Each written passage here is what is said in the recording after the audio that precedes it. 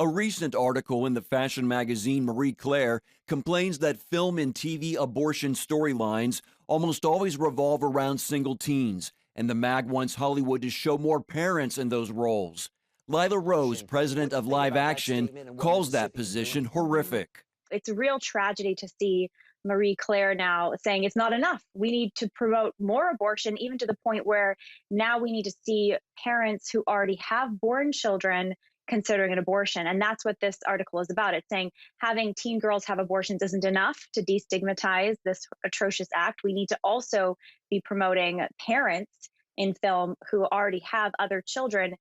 Rose doesn't believe Marie Claire's stance is isolated by any means. She says most mainstream news outlets, television networks, and even big tech companies share the same beliefs.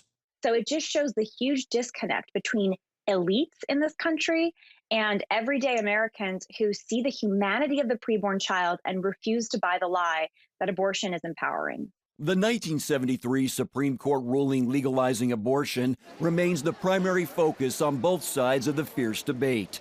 Roe v. Wade is now under an even brighter spotlight because the High Court agreed to hear a Mississippi case in its next term involving a law that would ban abortion at 15 weeks. Rose is encouraged by the developments. I think Mississippi's Attorney General is fantastic. She is a true leader. They are true leaders. The state is fighting to protect children in their state, which is what every state should do. And she's absolutely right. There is no constitutional right to abortion. What is found in the Constitution is the 14th Amendment, which states that no state has the right to deprive the life of any person and that everybody deserves equal treatment under the law.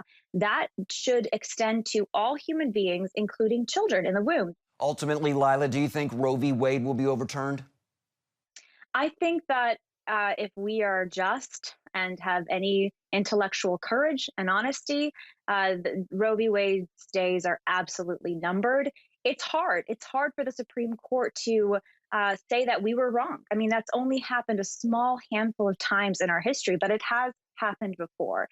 Dred Scott, other cases that have been in the dust, the trash heap of history, because we finally see that this was wrong. We treated human beings as non-persons, and there's no constitutional justification for that. Rose is passionate about advocating for the unborn, and she's written a book entitled Fighting for Life, Becoming a Force for Change in a Wounded World. I started my organization at 15. I wish I had had a manual for how to start growing the pro-life movement and finding my mission and calling. And so Fighting for Life is that manual that I wish I had for how we can be a force for good in this world today that so desperately needs people to stand up. And she says her Christian faith, which she calls the ultimate pro-life story, is behind her mission to make a difference. I think our faith shows us the sacredness of every human life. Jesus Christ came into the world as an embryo, as an unborn child, and he showed in his weakness and his meekness the beauty and the gift of life, even at an inconvenient or an uncertain time. Mark Martin, CBN News.